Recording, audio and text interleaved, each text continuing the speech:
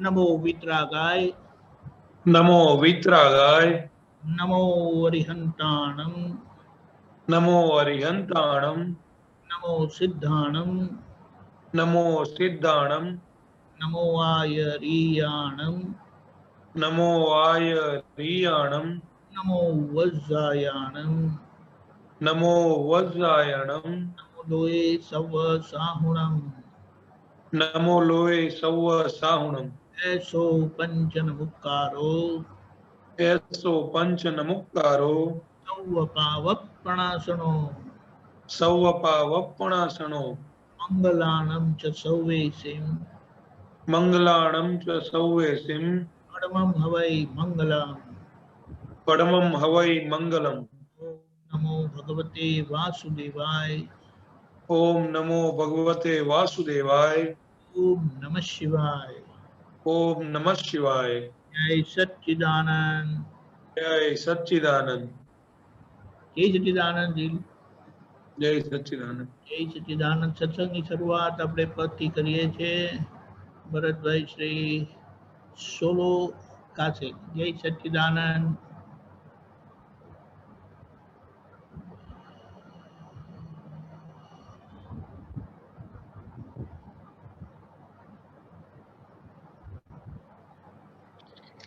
जय सच्चिदानंद। જય સચ્ચિદાનંદ.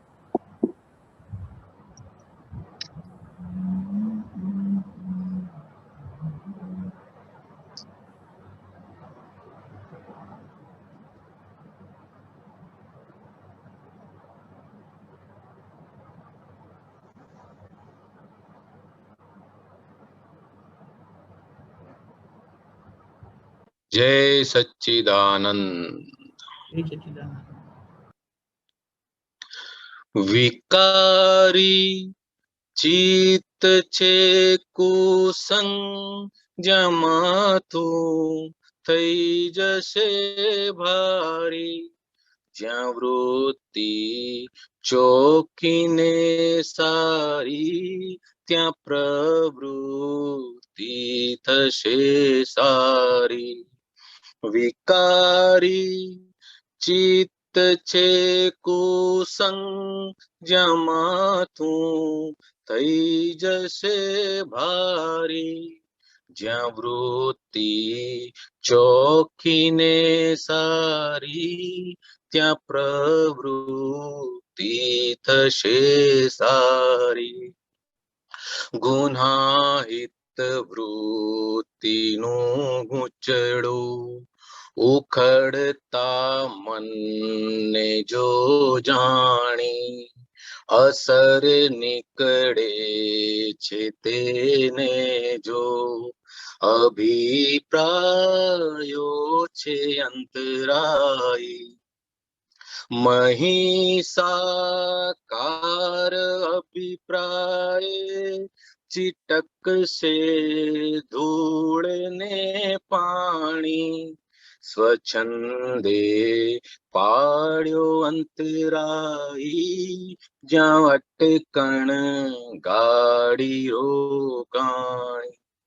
સદંતર અવળું ચાલીને કપટથી છાવરી ભૂલને, નહીં નોંધી ભૂલો ખુદની, ઊભું છે વિશ્વ અનુકરણે. ભરેલા માલ નીકળતા વળી જાઉં પ્રતિક્રમણે, જો ખટકો કોઈને રહેશે તો વધશે ભાર અતિક્રમણે. નિમિત્તનો દોષ છે જ નહીં, છે નિજ દોષોની તકરારી. કુદરત છે અવલ ન્યાયી, દુખ્યું તેની ગુનેગારી. કરે છે પૂદગલો ક્રિયા ઉદય કર્મોને આધારી ભરેલા બુદ્ધિના આશય જુએ છે તે નિરાકારી અનાત્મે થાય છે વધઘટ છે સંયોગો રસાધારી દળેલું દૈનું પ્રકૃતિ હિસાબી લેણું ઘરાણી ક્રિયામાં હોય છે હેતુ જ્યાં કેફે ગાંઠ બંધાણી અનાત્મા આત્મ સામીપ્ય ખરી વસ્તુ ન વર્તાણી જગત આસક્તિનું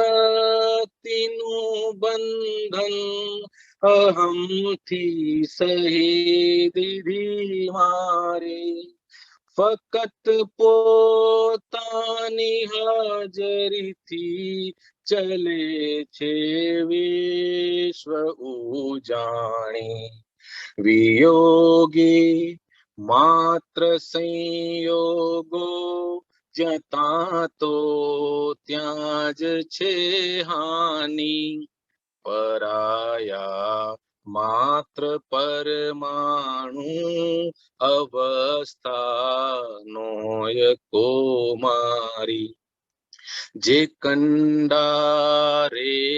મૂર્તિને હો વંદન મૂળ સ્વરૂપ ધારી અહીં સર્વજ્ઞ કૃપાથી મળે છે મોક્ષ અવિકારી વિકારી ચિત્ત છે કુસંગ જમા તો થઈ જશે ભારી જ્યાં વૃત્તિ ચોખીને સારી ત્યાં પ્રવૃત્તિ થશે સારી અહીં સર્વજ્ઞ કૃપાથી મળે છે મોક્ષ અવિકારી અહીં સર્વજ્ઞ કૃપાથી મળે છે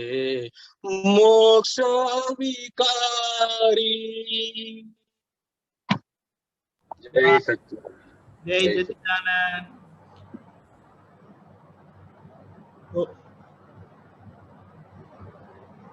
થોડી મિસ્ટેક થઈ ગઈ એક બે લાઈનમાં નિમિત્ત નો દોષ છે જ નહીં છે નિજ દોષો ની તકરારી કુદરત છે અવલ ન્યાયી દુખ્યું તેની ગુનેગારી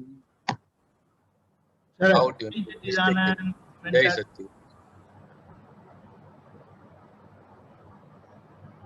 એક મિનિટ. હા.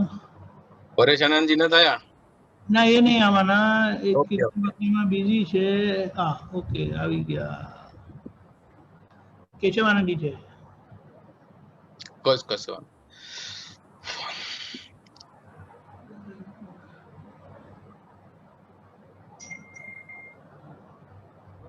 જય સચ્ચિદાનંદ. જય જય સચ્ચિદાનંદ સચ્ચિદાનંદ.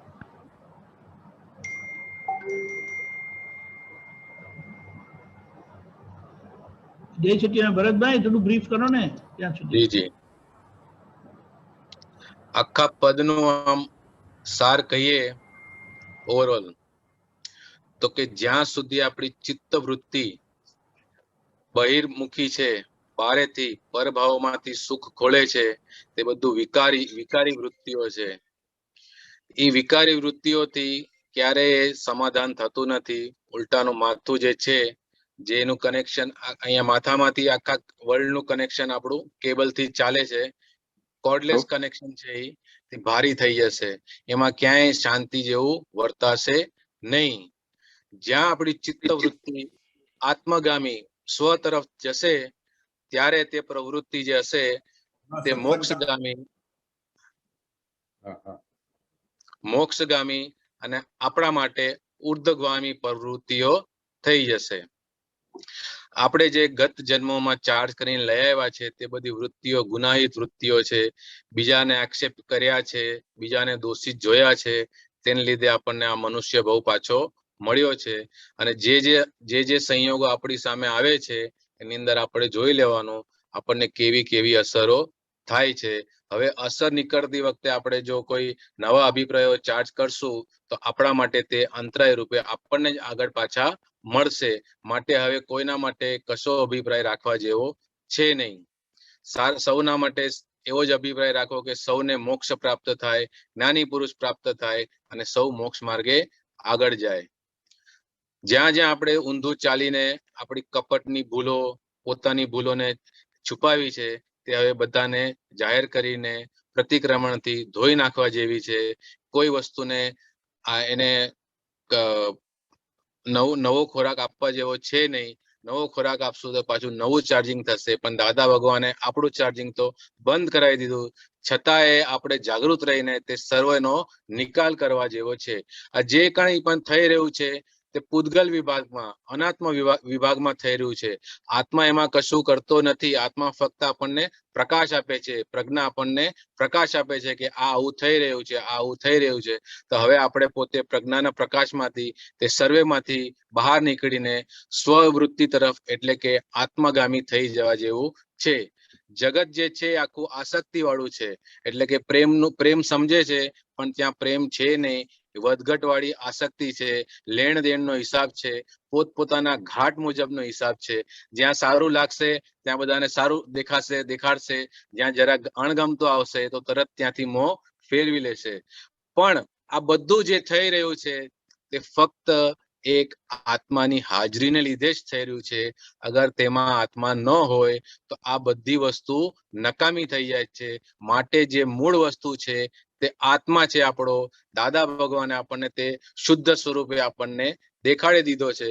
તો હવે આપણે આત્મરમણામાં હંમેશા રહીએ એવી આપણે દાદા ભગવાનને પ્રાર્થના કરીએ, સર્વે દેવદેવીઓને પ્રાર્થના કરીએ, સિમંદર સ્વામીને પ્રાર્થના કરીએ અને આપણી જેટલી ભૂલો થઈ ગઈ છે, કપટ થઈ ગયું છે, જે બી થઈ ગયું છે આપણાથી, તે સર્વેની પ્રતિક્રમણની અંદર માફી માંગી ચોખ્ખા થઈને આ ભાવમાં સિમંદર સ્વામીનું અનુસંધાન પામીને આપણે મહાવિદ્ય ક્ષેત્રે જતા રહીએ એવી પ્રાર્થના.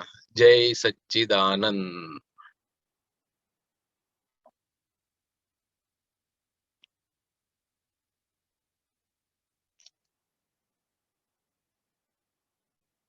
જય સચ્ચિદાનંદ દીપકાનંદજી. જય સચ્ચિદાનંદ.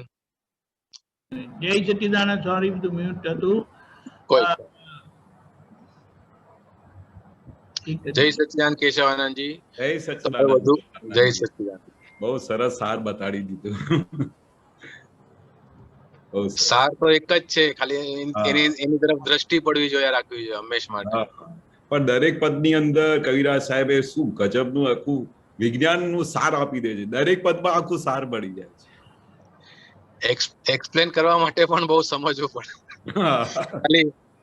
ખાલી ગાઈ જવું એવું નહીં. હવે એક્સપ્લેનેશન માટેનો અર્થ એપ્રોપ્રિએટ જેમ છે, યથાર્થ રીતે જેમ દાદા ભગવાન કહેવા માંગે છે, આપણને સમજાવવા માંગે છે, અથવા તો આપણે આપણી સમજણ ખીલવવી જોઈએ, તે પ્રમાણે હોવું જોઈએ.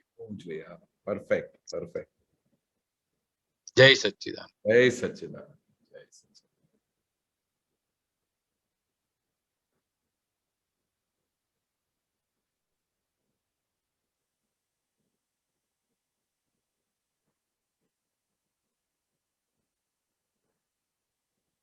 દીપક આનંદજી નો અવાજ નથી આવતો. મ્યુટ થઈ ગયા. કોઈ જગ્યાએ વાત કરી રહ્યા લાગે છે. હા, ઓકે ઓકે ઓકે. આમાં પદ ની અંદર એક આવે છે, નિમિત્ત નો દોષ છે જ નહીં, છે નિજ દોષોની તકરારી. કુદરત છે અવ્વલ ન્યાયી. કુદરત અવ્વલ એટલે સૌ, એનાથી આગળ કોઈ વસ્તુ છે જ નહીં. અવ્વલ એટલે સૌથી પ્રથમ. એટલે કુદરત જે કરે છે તે ન્યાય જ છે. હવે કુદરતના ન્યાયમાં ન્યાય અન્યાય ખોળવા જેવો છે એવું નહીં. છે જ નહીં. એ છે જે છે એઝ ઇટ ઇઝ એને એક્સેપ્ટ કરવા જેવું છે. જે અને આપણી સામે જે બી કઈ વસ્તુ આવે છે, સંયોગ આવે છે, ફાઇલ આવે છે, તે આપણા પોતાના જ ઇન્વાઇટેડ કર્મોના હિસાબે જ આવી રહ્યું છે. એમાં બીજા કોઈનો દોષ છે નહીં.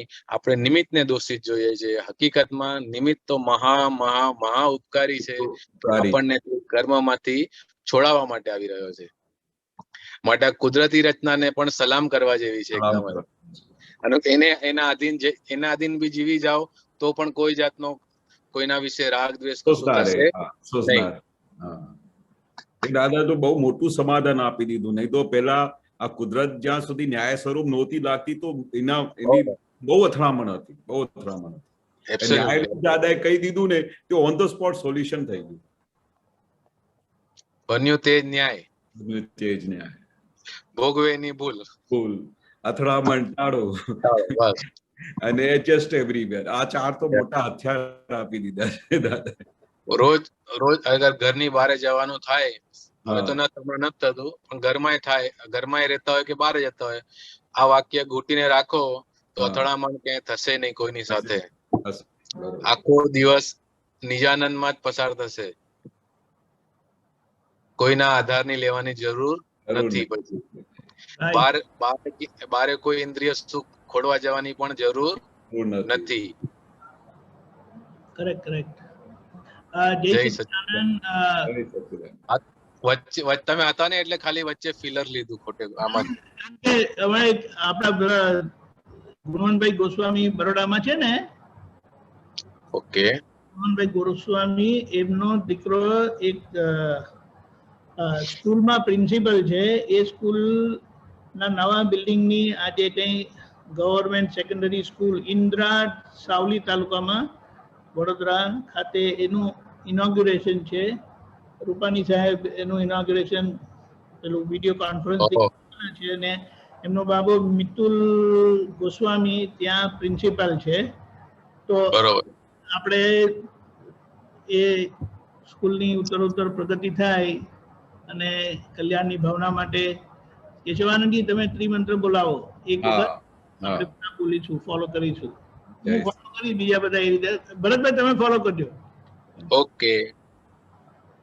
મહાત્મા એમની રીતે ફોલો કરે, મ્યુટ કરે. બોલાવો. નમો વિતરાગાય, નમો વિતરાગાય, નમો અરિહંતાણમ, નમો અરિહંતાણમ, નમો સિદ્ધાણમ, નમો સિદ્ધાણમ, નમો આયરિયાણમ, નમો આયરિયાણમ, નમો વજ્જાયાણમ, નમો વજ્જાયાણમ, નમો લોએ સવ સાહુણમ, નમો લોએ સૌ સાહુણમ, એસો પંચન મુક્કારો, એસો પંચન મુક્કારો, સવ પાવપણાસણો, સૌ પાવપણાસણો, મંગલાણમ ચ સવ્વેસિમ, મંગલાણમ ચ સવ્વેસિમ, પડમમ હવૈ મંગલમ, પડમમ હવૈ મંગલમ. ઓમ નમો ભગવતે વાસુદેવાય, ઓમ નમો ભગવતે વાસુદેવાય, ઓમ નમઃ શિવાય, ઓમ નમઃ શિવાય. જય સચ્ચિદાનંદ, જય સચ્ચિદાનંદ, જય સચ્ચિદાનંદ, જય સચ્ચિદાનંદ, જય સચ્ચિદાનંદ. એ રીતે દાદા ભગવાને કીધું છે કે શુદ્ધાત્મા દ્રષ્ટિએ આપણે જ્યાં પ્રાર્થના કરીએ એ જગાનું, એ વ્યક્તિનું, એ સંસ્થાનું શ્રેય થાય. ભાવનાથી આપણે આગળ વધીએ. જય સચ્ચિદાનંદ. જય ઓકે. હેમાબેન, હમણાં જે કવિરાજનું જે પદ ભરતભાઈએ ગાયું, નિરાજન પરમાનંદે જે પદ ગાયું, તેમાં અસર નીકળે છે તેને જો અભિપ્રાયોનો અંતરાય. પણ કનુદાદા એવું કહેતા હતા, એક એમની અનુભવ સૂત્રમાં આવ્યું હતું કે અસર મુક્ત થવું જોઈએ. હવે એ અસરમાં અને આ અસરમાં શું ફેર? કેશવાનંદજી. હા, ગુનાહિત અમારે કીધું ને, વૃત્તિનો ગૂંચળો. અસર, હા, હા એની અસર સાથે- નીકળે છે તેને જો અભિપ્રાય, આ મને સમજણ પડી ગઈ છે આ વાક્યમાં. હા પણ હા કનુ દાદાનું વાક્ય એવું હતું કે ફાઇનલી છેલ્લે તમે અસર મુક્ત થવું જોઈએ. કોઈ પણ પ્રસંગ બને તે પ્રસંગમાં ચોંટી નહીં પડો, અસર મુક્ત થઈ જવું પડે. બરોબર છે.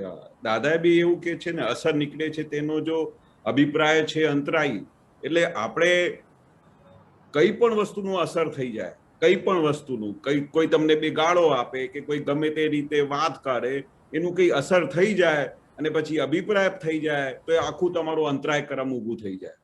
એટલે અસરથી મુક્ત થવાનું એટલે કોઈ વર્લ્ડમાં ગમે તે વસ્તુની, કોઈ બી વસ્તુની અસર ના થવી જોઈએ. કઈ બી વસ્તુ, તમે કહો હેમાબેનમાં અક્કલ નથી એટલે તમને અસર થાય કે ના થાય, બરોબર, તો તમને તરત જ એનું પૃથ્થકરણ કરી નાખો કે આ મારું તો કોઈ દોષ છે નહીં, બરોબર છે, તેમ છતાં એ મને કહે છે કે મારો ઉદય કર્મ હશે એટલે મારે આખું એનો હિસાબ હશે. એટલે પેલા તો સ્ટાર્ટિંગના જૂના અભિપ્રાયોને લીધે અસર તો થઈ જાય, પણ પછી આ વિજ્ઞાન આખું એનું અસરમાંથી એમને ધોઈ કાઢે. તો આપણે એ જાગૃતિ રાખવી પડે. અને દાદા ભગવાન આ આખું વિજ્ઞાનનું જે બેસમેન્ટ જ આ છે કે કોણે અસર થાય છે. દાદા આ મને મારા ભાઈ મારી સાથે આવી રીતે વાત કરે છે ને તો મારાથી સહન નથી થતું, પણ કોણે પાસેથી સહન નથી થતું, તું કેમ આવું થઈ જાય છે, તું કેમ એકાકાર થઈ જાય છે. એટલે અસરથી મુક્ત થવું આ મોટામાં મોટી સાયન્સ છે. આપણે આ જગતમાં ગમે તે સંજોગ આવે, ગમે તે અવસ્થા આવે, એમાંથી અસર મુક્ત થઈ જાય એટલે સમજો કે આપણે મુક્ત સેફ થઈ ગયું. બરાબર છે. એટલે મારે અસરનો મિનિંગ સમજવો તો, કારણ મને તો અમારા બધા આટલા બધા પૈસા ગયા છે પણ અસર મુક્ત થઈ ગયા છે હેમાબેન અને મુકુલભાઈ અસર મુક્ત. એટલે મને એ અસર કહેતા હતા અને આ અસરમાં શું ફેર પડે એટલો મને સમજાઈ ગયો મને વાક્ય. હવે મારો પ્રશ્ન છે કનુ દાદાનું અનુભવ સૂત્ર 27 દીપકાને કાઢો ને, અને 203 નું વાક્ય.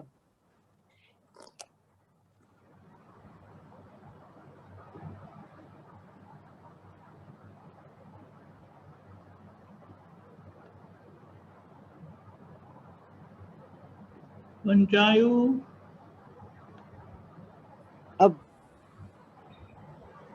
કિશોરજી વંચાયું. હા, આ પેલું વચ્ચે દેખાતું નથી પેલું કશું. હવે આવ્યું. હા,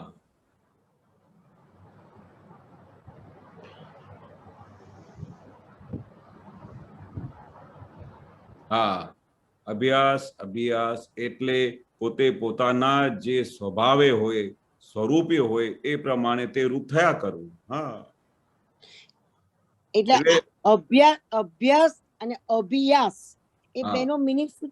અભ્યાસ તો ખબર પડે, અભિયાસ એટલે ડિક્શનરીમાં જોવું પડે. વચ્ચે લીટો પાડ્યો છે ને એનો મિનિંગ શું થાય? બાકી આખી મિનિંગ બરોબર ક્લિયર થાય છે, પણ અભ્યાસ એ ડિક્શનરીમાં ખોલીને જોવું પડશે. દીપકાને બતાવો ને જરા.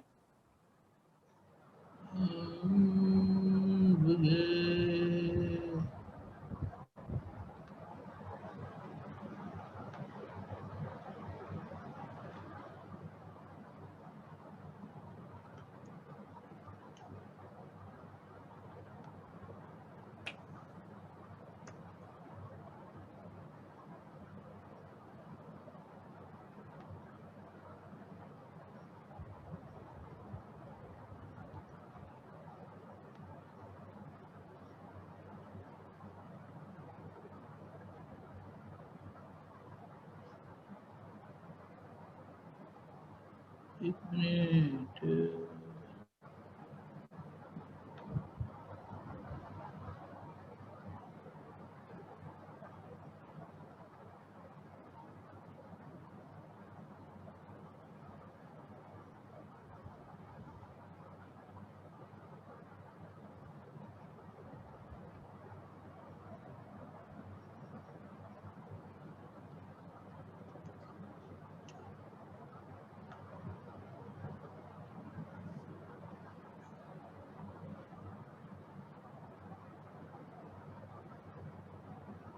ઓકે.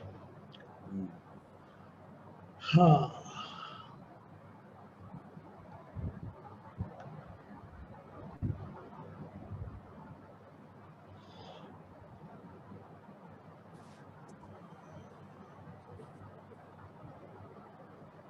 પહેલા અભ્યાસ જોઈએ. હમ. કોઈ પણ જાતની ક્રિયાનું પુનરાવર્તન કરવાનું, તાલીમ, ટેવ, આદત પાડવાની. વિષય બરાબર છે? Clear? સ્ટડી. હા બરાબર છે. હવે એક મિનિટ, આ શું કહે છે? અભિઆસ ડબલ 2A.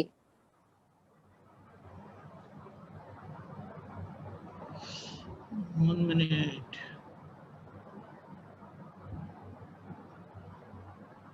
અભી એટલે તરફ, પાસે. જોયું હેમાબેન? હા બરાબર છે. અભી ખબર પડી ગઈ અને પાછું ત્યાં હા, એને આસ લગાડો આસ એટલે એ આસન, તરફ, એ તરફ. એ તરફ. સમજી ગયું. એટલે અંદર આત્મા તરફ જયા કરો. બરાબર ને? હા. વિજ્ઞાન એવું કહે છે કે આમ તો દાદાએ છૂટું પાડી આપ્યું છે, છતાંય આપણે અંદર આત્મા તરફ જાઓ. બરાબર છે? જવાની ક્રિયા નથી, પણ હું સમજુ છું એવું. દિશા. દિશા, દિશા. બરાબર છે? હા. બરાબર છે, બરાબર છે. આત્મા તરફની દિશા તરફ આસ આસ લખ્યું છે ને, આસ શ પેલો લખવાનો, આ શક આ નહીં, ઓકે. પ્રકૃતિ ખાણું નહીં, શ.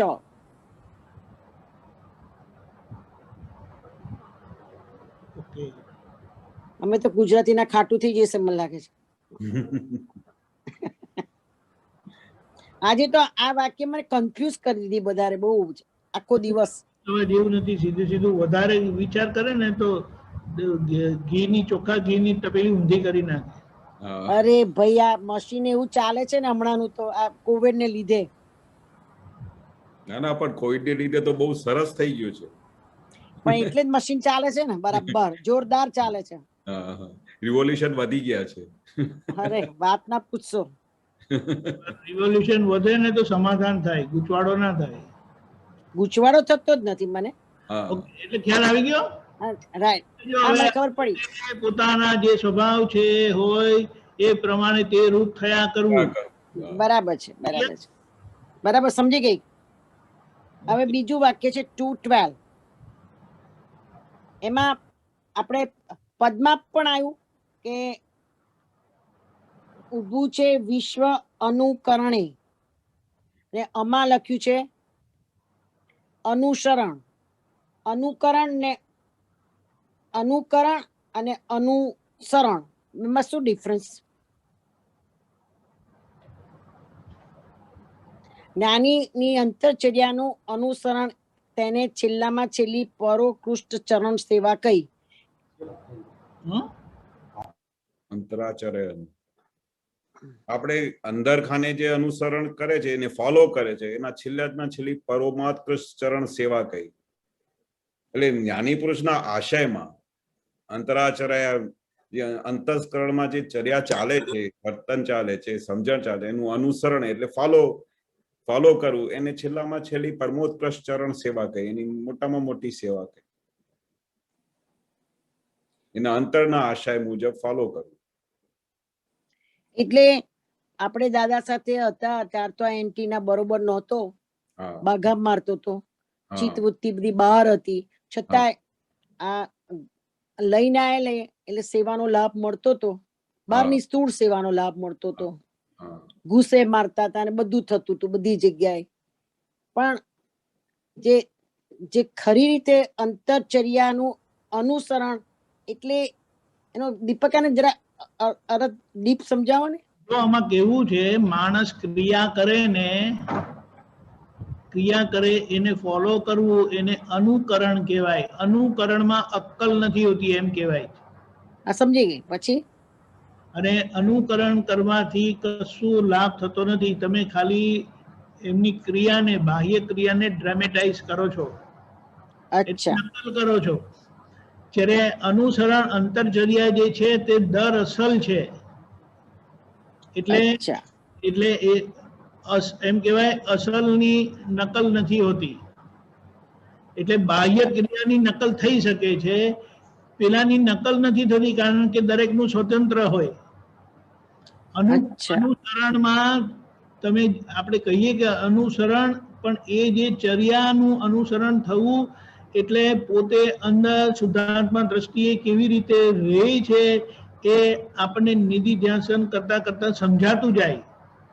એમની અચ્છા. અંતરદશા સમજાતી જાય કે કેવી રીતે રહે છે, અને એ આપણી સ્થિતિ થતી જાય. અચ્છા અચ્છા. એટલે દાદા ચરણ દાદા સેવા છે, અને એ જ્યારે દાદા થાય ને ત્યારે દાદા બહુ ખુશ થઈ જાય. એટલે એ જે દાદા કીધું હતું ને કે તમે કઈ એવું કઈ કરો કે તમને તમને મારી બાજુમાં બેસાડવાનું મન થાય, તે આ વાત છે. ખ્યાલ આવ્યો? બરાબર બરાબર છે, ખ્યાલ આવ્યો. અને દરેક આત્માની આ પ્રોસેસ ચાલુ છે. એમાં વચ્ચે ખાલી જો પેલી કે ને ફાચર છે ને, તો એ ડિસ્ચાર્જ અહંકારની છે, પોતાપણાની છે, જે એનો ટાઈમ આવે ખાલી થવાનો એટલે કે ઉકલવાનો. એટલે અચ્છા ત્યાં અચ્છા. સુધી આપણે એ પુરુષાર્થમાં રહીએ છીએ. એટલે આપણી ઈચ્છા, આપણું લક્ષ અનુસરવા પાછળ છે, અનુકરણ પાછળ નથી. અનુકરણ હોય તો દાદા જેવું ધોતિયું પહેરે ને વાળની સ્ટાઇલ એવી રીતે કરે ને દાદા જેવા જ દેખાય છે, એ નથી દાદા. સમજી ગઈ. સહજ દાદા જેવું બોલે, દાદાનું સહજ કારણ કે કાળ, થાય ને, હા, એ દાદા સહજ જેવા થાય છે. તો એ દાદા થયેલા કે તો પછી દાદા સહજ હતા ને શું કહેતી ભૂલી ગઈ. અને કાળ દ્રવ્ય ક્ષેત્રના ભાવના હિસાબે આપણે જોતા હોઈએ દાદાને, પણ એમાં શું કામ કરી જાય? આપણી જે દ્રષ્ટિ શું કામ કરી જાય? એ દ્રષ્ટિ ફેરવવાની છે કે સંભળાતું નથી. શુદ્ધાત્મા શુદ્ધાત્મા હવે સમજ. શુદ્ધાત્મા દ્રષ્ટિએ કેવી રીતે રહેવું અને હા, એ કેવી રીતે રહ્યા, ત્યાં તીર્થંકર ભગવાન કેવી રીતે છે એ આપણને સમજાતું જાય, દર્શનમાં અચ્છા. આવે. અને દર્શનમાં આવેલું સમજાતું જાય, અને એ સમજાયેલું ધીમે ધીમે અનુભવમાં આવે, વર્તાય. અનુભવમાં આવે એટલે પછી એ વર્તાય. પણ એ પ્રોસેસ છે આખો. એ પ્રોસેસમાં આપણે આવેલા છે, એનો આનંદ લયા કરીએ છીએ.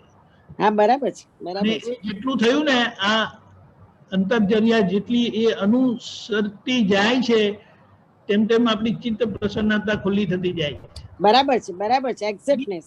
બરાબર છે, નિષ્પન્ન દશા થતી જાય છે. બરાબર એટલે છે. પેલી અસર જે વાત કરી ને, તે અસર ના આવે. પછી અસર ના કરે. અસરની જગ્યાએ રહે, એ પૌદ્ગલિક જ અસર રહે. એ દાદાને એક્સિડન્ટ થયું, એ બધું થયું, પણ એમના અંતરમાં એ કશો ફેર પડ્યો નતો.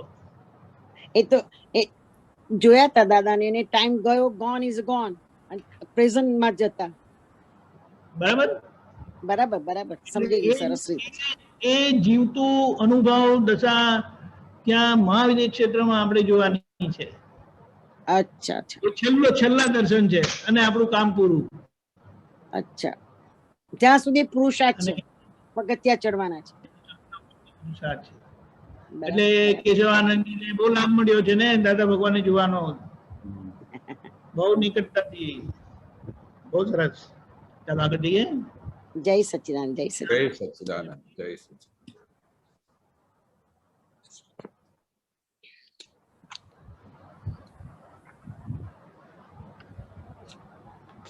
ડોક્ટર કશ્યપજી.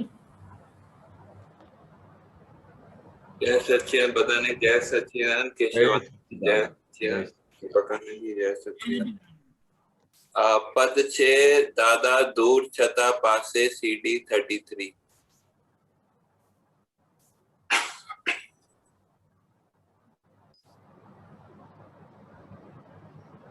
મેં પૂછ્યું, હા બોલો. આ ફર્સ્ટ પેરાગ્રાફમાં છે, જય સચ્ચિદાનંદ મંત્રોના પુષ્પોની અવિચ્છન માલા પહેરાવે છે. આ થોડું સમજાવો. જય સચ્ચિદાનંદ ના પુષ્પોની માલા પહેરાવે છે અવિચ્છન.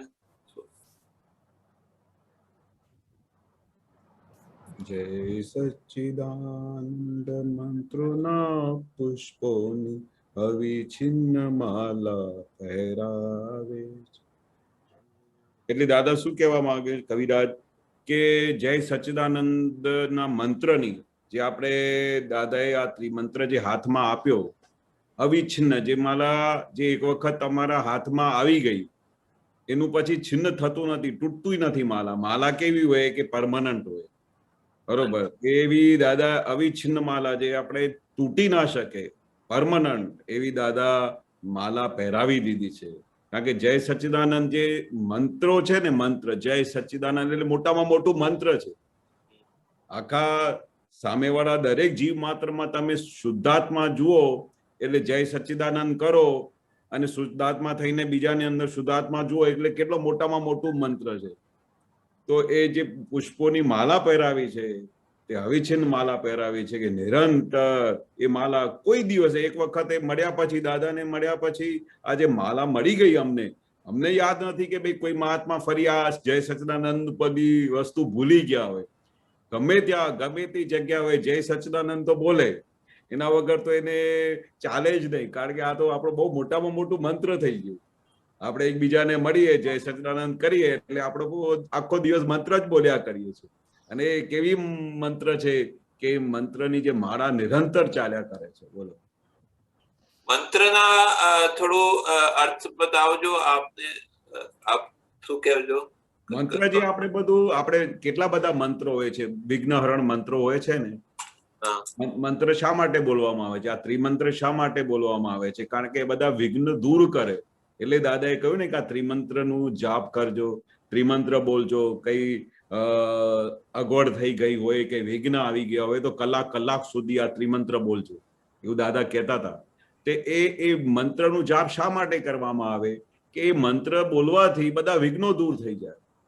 અને આ જય સચ્ચિદાનંદનો દરેક મંત્રના અલગ અલગ મિનિંગ્સ હોય. આપણે જ્યાં બધા પંડિતો બેસે છે ને તો અલગ અલગ મંત્ર કરે કે આ બધા આ લક્ષ્મીનો મંત્ર આ છે, આ ગ્રહ પ્રવેશનું મંત્ર આમાં આ બોલવાનું. એ બધા દુનિયાભરના બધા મંત્રો બનેલા છે, કુદરતે બનાવેલા છે. પણ આ જે જય સચ્ચિદાનંદ સંતમાં દાદાએ ભગવાને જે આ મંત્ર આપ્યું એ જુદું જ મંત્ર આપી દીધું. એ કયું મંત્ર છે કે દરેક જીવ માત્રમાં તમે શુદ્ધાત્મા જુઓ. એ મંત્ર જોવાથી તો આપણે મોક્ષ તરફ આગળ વધીએ. પેલા જે વિઘ્નહરણ મંત્રો હોય તે અમારા વિઘ્ન દૂર કરે, પણ આ તો આત્માર્થે મંત્ર આપેલું છે જય સચ્ચિદાનંદમાં. મંત્ર એને કઈ કીધું જેને રટન કરીએ, જાપ કરી એની મંત્ર કીધું? હા, મંત્ર એ કે આપણે જેનાથી વિઘ્ન દૂર થાય, મંત્ર બોલવાથી બધું કાર્ય સિદ્ધ થાય. કઈ તકલીફ આવે તો આનું જાપ કરજો એવું કહેતા હોય છે ને.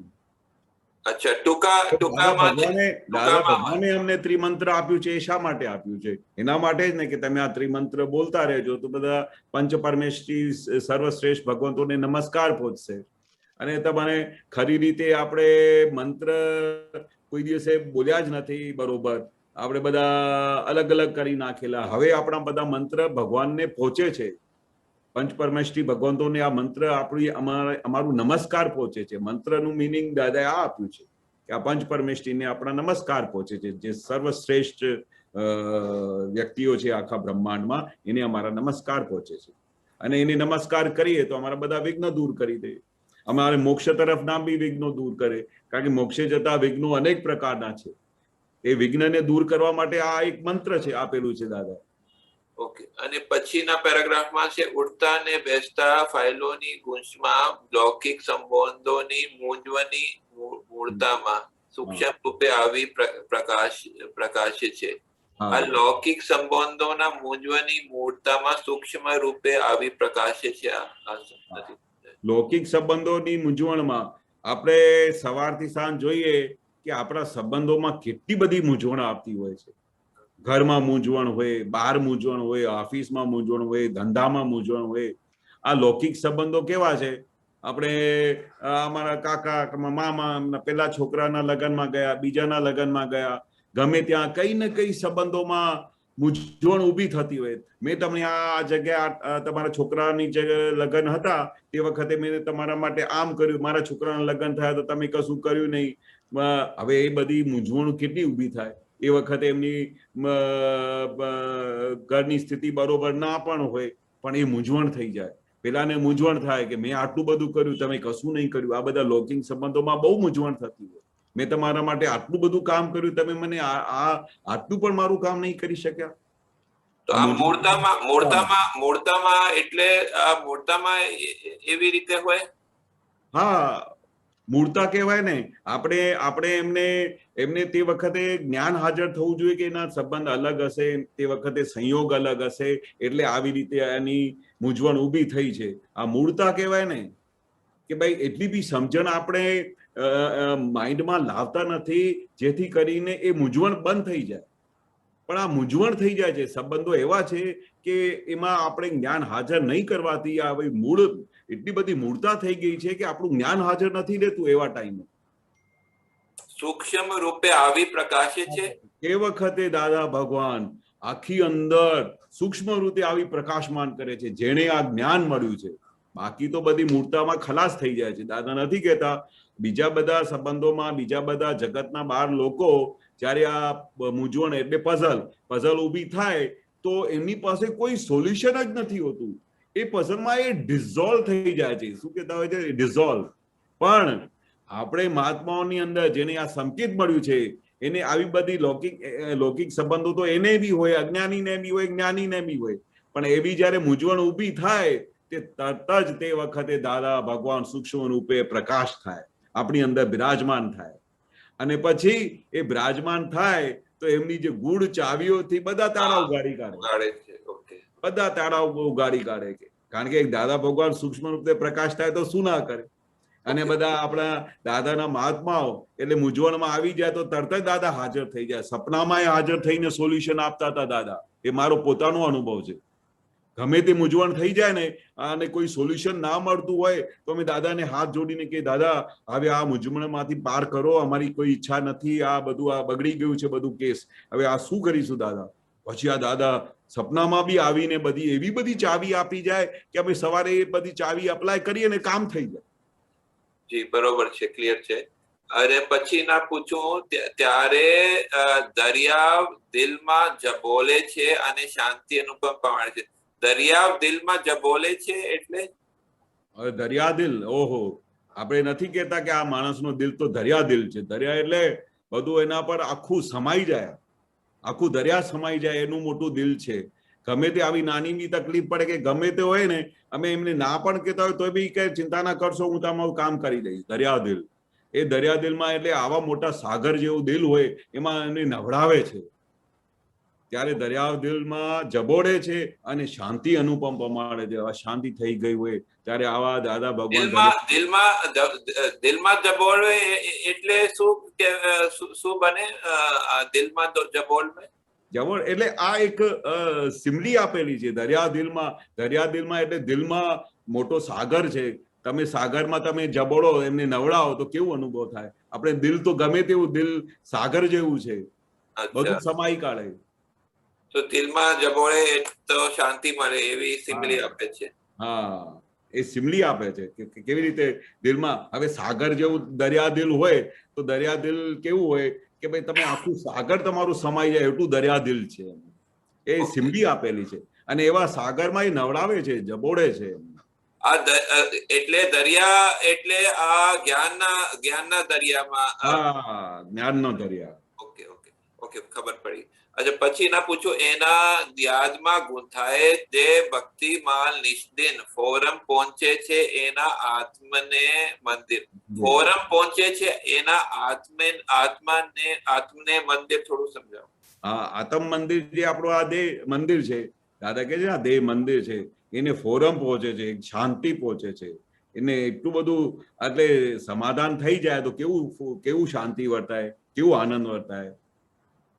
અચ્છા, એટલે કે યાદ કરવાથી શાંતિ પહોંચે, ફોરમ પહોંચે. એની યાદમાં ગૂંથાય જે ભક્તિ માળ નિષ્દિન, જે ભક્તિની માળા જપે છે નિષ્દિન, એની યાદમાં ઓન ધ સ્પોટ એને સુકૂન મળી જાય છે. ફોરમ પહોંચે એટલે એને શાંતિ મળી જાય. એને આત્મ મંદિરને એવું ઠરી જાય. દાદા કે ને કે એમ ઠરી જાય એકદમ. જો યાદ કરે એનો શાંતિ મળે ને. હા, જેને યાદ મળે ને, જેને ભક્તિ કરે એને જ સુખ મળે ને, બાકી તો એને શું મળે. जो याद करता है उसको शांति मिलेगी ना. નેચરલી જે દાદા કે ને કે જે ભક્તિ કરે એને ઠંડક મળે ને, એને મોક્ષ મળે ને. અને છેલ્લું આગળનું પૂછ્યું, પોતે પહેરીને અમને પહેરાવે છે. હા, પોતે પહેરીને અમને પહેરાવે છે, અનવિકસિત કળીઓ ખીલાવે છે. એટલે પોતે પહેરીને એટલે પોતે બધું અનુભવ કરીને પછી અમને અનુભવ કરાવે છે. અચ્છા, અનુભવ કરવાનો. હા, આખું વિજ્ઞાન પોતે પહેરી તે સ્વરૂપ થઈને અને પોતે આખું એ મોક્ષ સ્વરૂપ થઈને અમને મોક્ષ સ્વરૂપ આપ્યું છે. ઓકે. અને છેલ્લું પૂછ્યું, લાસ્ટ પેરાગ્રાફ, વ્યાપક ને વ્યવસ્થિત ખોળે છે, દિવ્ય ચક્ષુ એની લાની ડોલે છે. વ્યાપક ને વ્યવસ્થિત એટલે વ્યાપક ને એટલે જે એક્ઝેક્ટલી હું જે હું સમજુ છું કે વ્યાપક એટલે જે પેલો એમને કહીએ કે ભાઈ જે હકદાર છે, એને વ્યવસ્થિત ખોડે છે, જે હકદાર. બાકી દિવ્ય ચક્ષુ એની લાણી ડોળે છે. એટલે મને એવું સમજાય છે. તેમ છતાં વ્યાપક ને એક્ઝેક્ટલી વર્ડ દીપકાનંદ ને પૂછીએ કે એ શું કહેવા માંગે છે. વ્યાપક જો વ્યાપ એટલે એક્સપાન્ડ, સ્પ્રેડ. વ્યાપ એટલે વ્યાપ, અને વ્યાપક એટલે જે પ્રસરેલો છે. એટલે આપણા જે હિસાબો પ્રસરેલા છે ને જ્યાં જ્યાં, હા, તે રીતે વ્યવસ્થિત આપણને ત્યાં લઈ જાય છે. હા, બરોબર. એટલે ત્યાં ક્યાં હિસાબ હોય ને ક્યાં આપણી ગાડી આખો ટર્ન ઊંધો લેવાઈ જાય ને ત્યાં આપણને ભેગા થાય ને ત્યાં એ ટ્રાન્ઝેક્શન થાય. હા, ખબર નહીં પડે. વ્યાપ ને વ્યવસ્થિત ખોલે એટલે વ્યાપ એટલે પોતે જે વ્યાપેલો છે ને, હું પોતે જે હું વ્યાપેલો છે તેને વ્યવસ્થિત ખોળે છે, એટલે એ પ્રમાણે વ્યવસ્થિત લઈ જાય છે. અચ્છા, એ વ્યવસ્થિત લઈ જાય છે. જ્યાં હું વ્યાપેલો છું ત્યાં વ્યવસ્થિત મને લઈ જાય છે. એ વ્યવસ્થિત મને ત્યાં એમની જોડે ભેગું કરે છે. સંજોગના આધારે. વ્યવસ્થિત એટલે સાયન્ટિફિક, વૈજ્ઞાનિક, સંયોગિક પુરાવા. સંજોગને આધારે લઈ જાય છે. વ્યાપકના આધારે સંજોગો ભેગા થાય. પોતાનો વ્યાપ કેવો છે એના આધારે. અચ્છા. કર્મો પ્રમાણે. ઓકે. દિવ્ય ચક્ષુ એની લાની ડોલે છે. એનો મતલબ શું થાય? વ્યવસ્થિત આપણને તે બાજુ લઈ જાય છે. એટલે એ ભોગવટામાં આપણને લઈ જાય છે. અને દિવ્ય ચક્ષુ આપણને જ્ઞાન મળેલું છે, દાદા મળેલા છે, તો દાદાના આપેલા દિવ્ય ચક્ષુ થી એની લાણી એટલે એનો લાભ મને મળે છે અને હું એમાંથી મુક્ત થાઉં છું હિસાબમાંથી. બરોબર. ધન્યવાદ. જય સચ્ચિદાનંદ. જય સચ્ચિદાનંદ. હરેન્દ્રભાઈ. જય સચ્ચિદાનંદ દીપક આનંદ. જય સચ્ચિદાનંદ હરેન્દ્રભાઈ. જય સચ્ચિદાનંદ કેશવ. જય સચ્ચિદાનંદ.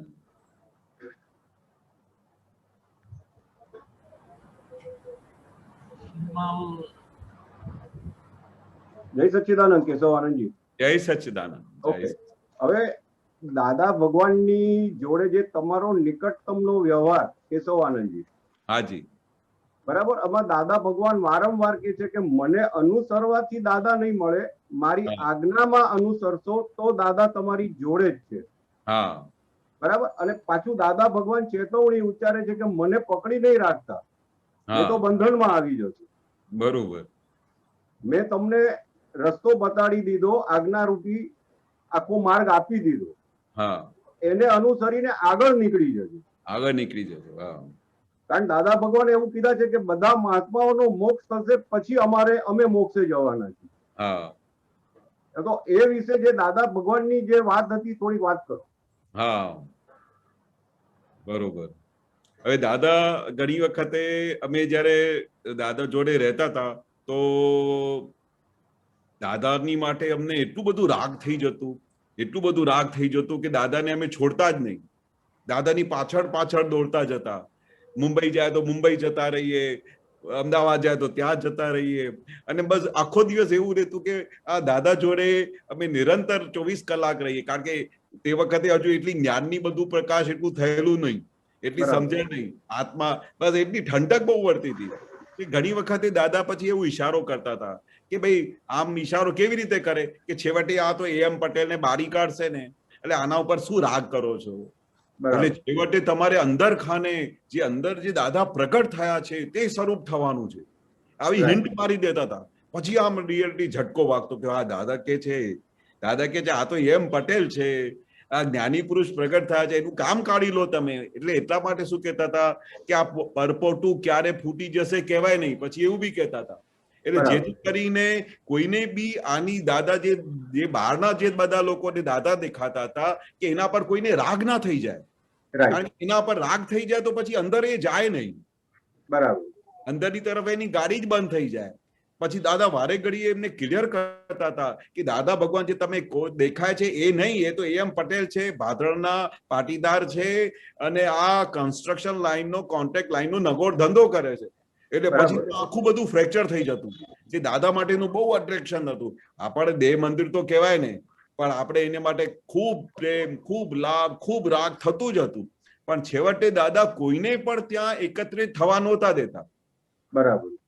કોઈને જોડે નહોતા રાખતા. કોઈને કે ભાઈ આ બસ દાદા અને 3 મહિના પછી કે 6 મહિના પછી પણ તમે આવ્યા હો ને દાદા પાસે, તો દાદાને કે એવું ના થાય કે બહુ દિવસે આવ્યા, શું થયું, બરોબર મજામાં છો ને? પછી આમ સહજ રીતે એમના ઘર બહારનું બધાનું હાલચાલ પૂછીને એકદમ તરત જ ઓકે ચાલો અમે હવે સત્સંગમાં જઈએ. અરે આ તો 6 મહિના પછી આવ્યા તોય પણ દાદાએ કશું કઈ વાત આટલું બધું નહીં, સહજ આત્માની વાત કરીને સરળ રીતે સહજ રીતે વ્યવહાર નિભાવીને ગાડી આગળ. પછી જે એક વખતે ગયા મહાત્માઓ તો પછી ફરી દાદા કોઈને યાદ બી ના આવે. રાઈટ. યાદ જ ના આવે. પછી જયારે તમે ભેગા થાવ ત્યારે બધું ઓન ધ સ્પોટ હાજર થઈ જાય, બધી વાત કરે તમારી સાથે, બધું કરે. પણ ગયા તો પછી એનું અર્થ શું હતું કે 24 કલાક સેકન્ડે દાદા ફક્ત આત્મામાં જ રહેતા હતા અને અમને આત્મામાં કેવી રીતે રહેવું અમને શીખવાડતા હતા. કોઈની જોડે રાગ દ્વેષ નહીં, કોઈની જોડે અથડામણ નહીં, કોઈની જોડે અટેચમેન્ટ નહીં, કોઈને બહુ સારી સેવા કરતો હોય તો એને કે આ તું મારી સાથે જ ચાલ 24 કલાક નહીં. તમે અહીંયાથી સેવાનો લાભ તૂટ્યો તો મુંબઈમાં તો બીજાનો લાભ મળી જાય, પછી અમેરિકા જાય તો એમને ત્રીજાને લાભ મળી જાય. કોઈ દિવસે દાદા વિચારતા જ નહોતા કે હું મને કોણ નવડાવશે, હું કેવી રીતે ખાઈશ અને હું આમ કરીશ ને તેમ, કશું જ નહીં. વર્તમાનમાં જ રહેતા હતા. એટલે સાક્ષાત પરમાત્માની જે મૂર્તિ આપની આંખોની સામે હતી એની બહારની મૂર્તિ અમને જબરજસ્ત, મને એકલાને નહીં આખા જેટલા બી મહાત્માઓને મળ્યા હશે એને દાદા માટે ટ્રીમેન્ડિયસ અટ્રેક્શન રહેતું હતું. પણ છેવટે દાદા બધાને બહારમાંથી કાઢીને અંદર તરફ લઈ જતા. બરાબર. અંદર જે પ્રગટ થયા છે એને જ ભજવાનું, આજ્ઞામાં જ રહેવાનું. અને છેવટે એવું બી કહેતા હતા કે બધી સેવા માટે બધું બહુ મારામારી થતી હતી, બધા દોડમ દોડ કરે ને તો દાદા પછી એકદમ સહેલાઈથી શાંતિથી એવું મારી દેતા હતા કે મારી જે આજ્ઞામાં રહે ને એ મારા સૌથી મોટામાં મોટી મારી સેવા કરી કહેવાય. રાઈટ. એટલે પછી બધી ભાંજકડ તૂટી જતી કે હું પેલા દાદાને સેવા કરું, હું દાદાનું નામ કરું, બધું તૂટી ગયેલું.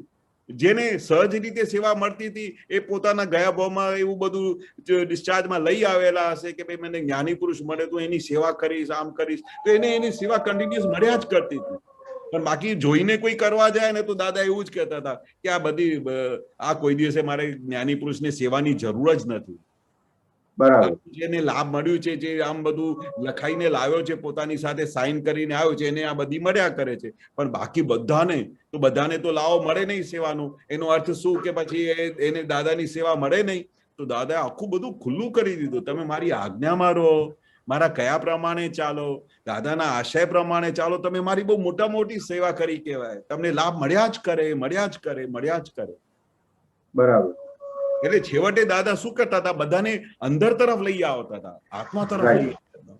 દાદાનું એ મેઇન ધ્યેય હતું.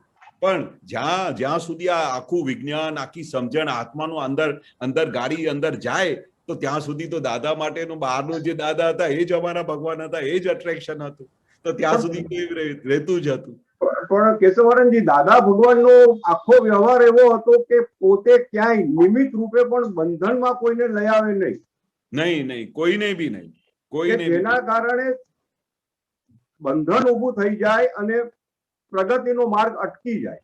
હા, એટલે આપણે વ્યક્તિમાં અટકી જઈએ તો એની અંદર આપણી નબળાઈઓ આગળ વધતી જાય છે અને આપણે માર્ગ ચૂકી જઈએ, એવું ના થાય? હા, એવું તો કોઈ દિવસે રહેલું નહીં, કોઈ દિવસે બી નહીં દાદાને. મેં તો એ અજાયબી જોયેલી. અને એક નાનો દાખલો આપું કે જયારે એક્સિડન્ટ થયેલું દાદા ભગવાનનું, તો હું એ બંધનની વાત કરું છું કે નીરુબેન એમનું કન્ટિન્યુઅસ સેવામાં રહેતા હતા, પણ જે એક્સિડન્ટ થયું તો એને પણ જબરજસ્ત વાગેલું, તો એ તો 6 મહિના સુધી પહેલા ત્યાં ઔરંગાબાદ ગયા. હવે ત્યાં એમના બ્રધર ને ત્યાં બધા, તો 6 મહિના સુધી હું દાદા ભગવાન જોડે સાથે હતો, કન્ટિન્યુઅસ, દરેક મુમેન્ટ ટુ મુમેન્ટ. તો મને એ આટલા 6 મહિનાની અંદર એક દિવસ બી એવું નહીં લાગ્યું કે દાદાને એવું કઈ લાગતું હોય કે ભાઈ આ સેવામાં આમ હતું, આ પેલું કરતા હતા, પેલું કરતા. એટલું બધું સહજ કે અમને ખબર બી નહીં પડવા દીધી કે બેન નીરુબેન ત્યાં નહોતા. બોલો. અને સહજ રીતે અમારે બધાને એવી સુંદર રીતે દાદાની સેવા થતી હતી કે દાદાને બી કઈ અગવડ જેવું લાગેલું નહીં. પણ પેલી જગ્યાએ જે કોઈ બંધન હોય કે ભાઈ આટલા વર્ષો સુધી પેલા બેન સેવા કરતા હતા કે શું કરતા હતા, તો એ બંધનમાં પછી ડિસ્ટર્બ થઈ જાય, કશું નહીં. એ મેં જ્ઞાની પુરુષનું સ્વરૂપ જોયેલું.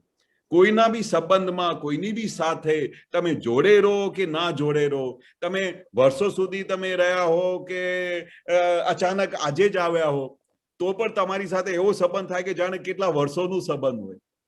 એટલે કેવું દાદાનું એક એવું અજાયબી હતું કે એનું વર્ણન થાય એવું નથી. એટલે તું કહે ને 1008 ગુણ વાળા, તમે દરેક વખતે જુઓ કે આ તો દાદાનું 9 ગુણ જોયું, આ તો દાદાનું પહેલી વખત જોયું કે આટલા વર્ષો જોડે રહેલા હોય તો બી દાદાને એવું કશું લાગ્યું નહીં કે ભાઈ આના વગર ચાલે નહીં.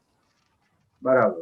અને પછી 6 મહિના કે વર્ષ પછી કોઈ પાછો આવ્યો હોય તો બહુ સરસ આવી ગયા, ચાલો બેસી જાઓ, કામ પર લાગી જાઓ. કેવું સરળતા, કેવી સરળતા, કઈ વધારે ડિસ્કશન બી નહીં. બોલો. દાદા ભગવાને એવી એક વાર ટકોર કરેલી કે અમુક કામ આ સેવાના જે સ્ત્રીઓ કરી શકે એ તમે આપતો પુત્ર ન કરી શકો. હા હા હા હા.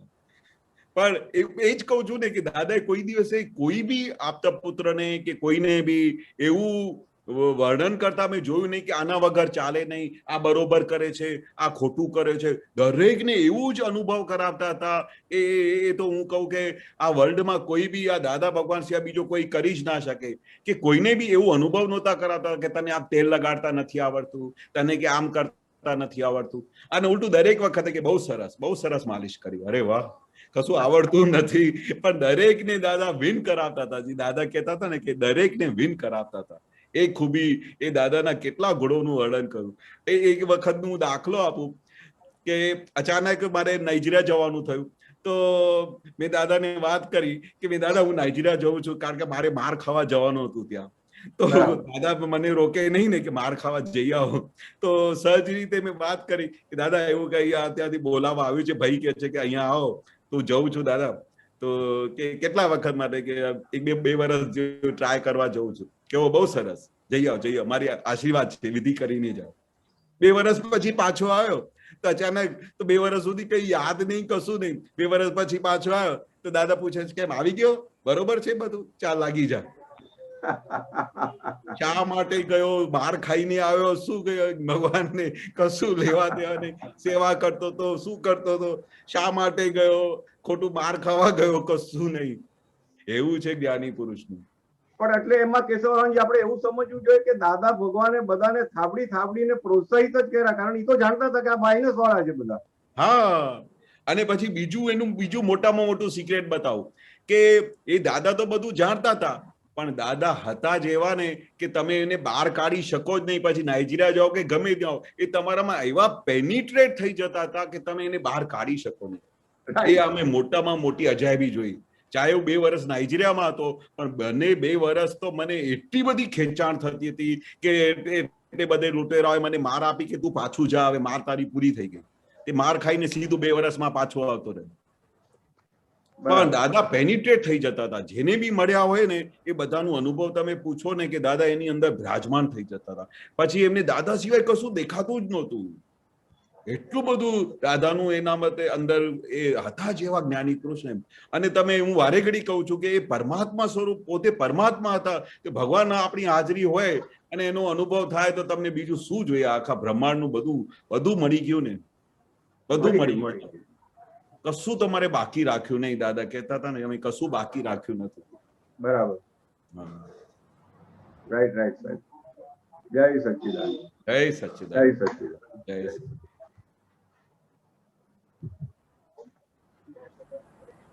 જય સચ્ચિદાનંદ.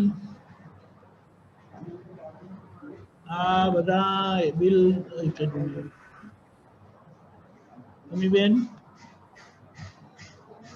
જય સચ્ચિદાનંદ કેશવાનંદજી. જય જય સચ્ચિદાનંદ. સચ્ચિદાનંદ દીપકાનંદજી. કેશવાનંદજી, હમણાં આપે જે વાત કરી ને કે દાદાજી ક્યાં તમે નાઇજીરિયા થી આવો, કોઈ આવે તો પૂછે નહીં કશું પણ કે ભાઈ ક્યાં હતા, શું હતા. એનો મતલબ એ થયું કે દાદાજી પાસ્ટ ટેન્સ નું જે થઈ ગયું એ પાસ્ટ નું ક્યારે પણ પાછું આપણે એને ઓલું ચૂથવાનું નહીં કે એના માટે કશું બોલવાનું નહીં. અને આપણે હવે શું છે, તમે હવે આવ્યા ને વર્તમાનમાં, હવે વાત કરો એમ. એટલે હવે આપણે એવી રીતે વ્યવહારમાં કેવી રીતે રહેવાનું કે હવે જે પાસ્ટ ટેન્સ હોય કે કોઈ આપણે જઈ આવ્યું હોય તો આપણે કેટલું બધું પૂછી લઈએ કે તમે ત્યાં ગયા હતા, શું કર્યું તું, ક્યાં ખાધા હતા, ભોજનશાળામાં જમ્યા હતા, હોટલમાં જમ્યા હતા. એટલે જે પાસ્ટ ટેન્સ ની વાતો માંથી આપણે પ્રેઝન્ટમાં હવે આવી ગયા, એમાં થોડું પ્રકાશ આપવો અને થોડી સમજણ. એ દાદાના આપણે એટલે દાદા કહેતા હતા ને કે જ્ઞાની પુરુષનો સંપર્ક રાખજો.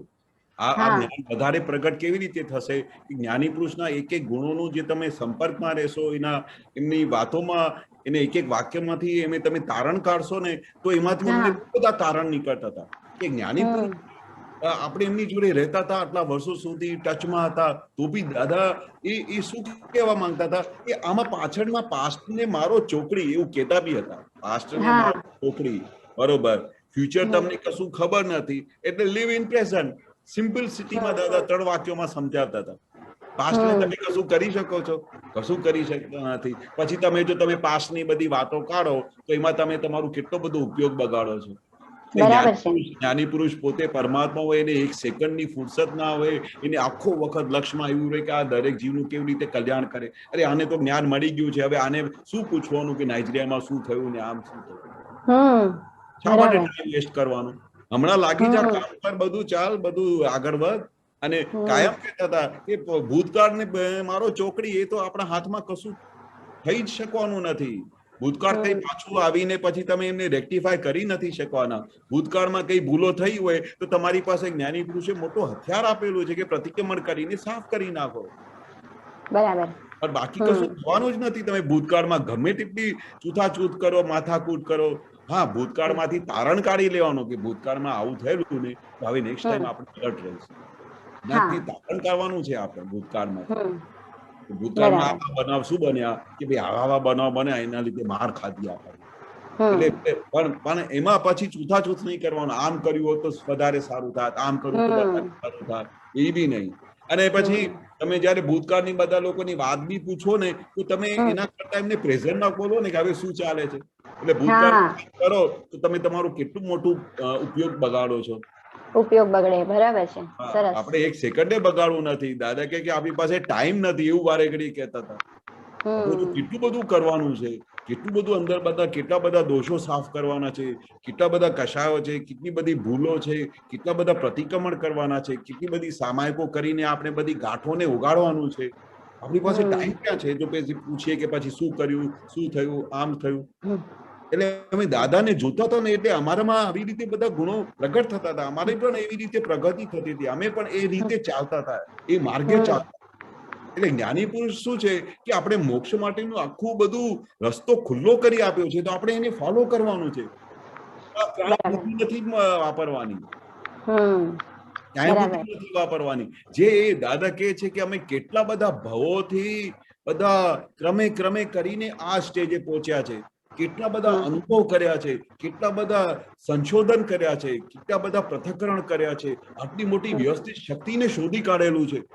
એના પછી હવે અમારે શું બુદ્ધિ ચલાવવાની? અમારે તો ફોલો કરવાનું. અમારે તો હવે કશું કરવાનું જ નહીં. એટલે જ્ઞાની પુરુષના એક એક વાક્ય પ્રમાણે ચાલ્યા જવાનું, કશું વિચારવાનું જ નહીં. અમે જોયેલું કે દાદા ભગવાન મહાત્માઓ સાથે બહુ વધારે મગજમારી કે આ તે વાત જ નહોતા કરતા. જ્યાં સુધી કોઈ મહાત્મા આવીને કે નહીં કે દાદા મારા ઘરમાં આ બધું પ્રોબ્લેમ થયું છે અને દાદા મને કઈ કરો, પછી દાદા જયારે આમ કે ને કે પ્રોબ્લેમ થયું છે, તો પછી તો કલાક કાઢીને પણ એનું સમાધાન કરે. હસબન્ડ વાઈફને બોલાવીને બધાને સમજાવે, કારણ કે દાદા જાણતા હતા કે જ્યાં સુધી આ બધાનું આ વ્યવહારિક સોલ્યુશન નહીં કરીશ ત્યાં સુધી આ બધા મોક્ષ માર્ગે આગળ વધશે કેવી રીતે. અને મને ટચ થયેલા છે એટલે મારી જવાબદારી છે કે એને મોક્ષે લઈ જવાનું. પછી જયારે તમારું પ્રોબ્લેમ સોલ્વ થઈ ગયું પછી નોર્મલ, પછી સત્સંગમાં, પછી કોઈ દિવસ એમને વાત બી નહીં પૂછે કે હવે બધું, એકાદ વખત પૂછે કે હવે બધું બરોબર ચાલે છે, એ કે હા દાદા હવે બહુ સરસ થઈ ગયું, એટલે વાત ખલાસ. બરાબર. પછી પાછળની વાત જ નહીં કરે. પાછળની વાત જ નહીં. આપણે ઉપયોગ બગાડવો નથી દાદા, ઉપયોગ બગાડવાનો ધ્યાન રાખ. આમ તેમ લપન છપન ની વાતો કરવામાં બધું ઉપયોગ જતો રહે. આપણે કેટલું બધું, કારણ કે ભારે ઘડી દાદા શા માટે એવું કહેતા હતા કે કારણ કે આપણને ખબર નથી કે આપણે મળ્યું છે શું. મોક્ષનું દાન મળવું અને કઈ જેવી તેવી વાત છે. મોક્ષની વસ્તુ મળવી અને મોક્ષ જવાનો રસ્તો ખુલ્લો થઈ જવું, એકાદ અવતારમાં મોક્ષે જવું દાદા, કઈ આ બધું અબજો અવતારે નથી થયું. આ એક આશ્ચર્ય બન્યું છે, એમાં આપણે ફાવી ગયા છે. દાદા કહેતા હતા અમે ફાવી ગયા બધા. બરાબર. આની કિંમત સમજવાની છે. અને આપણે જે કીધું ને કે ઉપયોગ બગડે આપણો, હવે ફોન પણ કોઈનો આવ્યો હોય તો આપણે એનું પાસ્ટ ટેન્સ પૂછીને શું મતલબ છે કે કાલે તમે શું કર્યું હતું, ત્યાં શું કર્યું હતું. હા, અત્યારે બસ આપણો ઉપયોગ બગડવો ના જોઈએ મેન. અને આપણે મેં તો જોયેલું છે કે આ દાદાના મહાત્માઓ તો હવે ક્યારે પણ એવો બધું બનાવ હોય કે એવું પ્રસંગ હોય ને તો એને જવાનું એટલું બધું આમ એ થાય કે જાણે કે સારું અવોઇડ થઈ જાય ને. કોઈ લગ્નમાં બોલાવે કે ગમે તે બર્થડે પર બોલાવે તો મહાત્માઓને તો આ બધી વસ્તુ ગમતી જ નહીં, કારણ કે એમને ખબર છે કે બહાર બધી આવી જ બધી વસ્તુઓ થવાની. શું કપડા પહેરીને આવ્યા, મેં આ હાર લીધું, મેં આમ કર્યું, મેં આ ડ્રેસ લીધી, એના સિવાય અરે મહાત્માઓ થઈને પછી દાદા અલર્ટ કરતા હતા કે આમાં બધું ઉપયોગ, એટલે આ બધી જગ્યા તો બધું અવોઇડ કરો તો સારું વધારે, કારણ કે આપણો ઉપયોગ બગડે.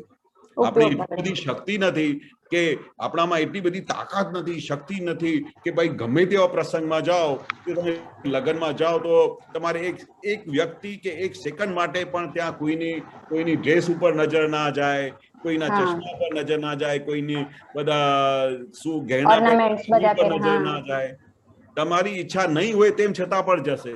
અને પછી તમારે આમ પેલા ચિત્તમાં ફોટો પણ પડશે કે આ સરસ વસ્તુ પહેરી.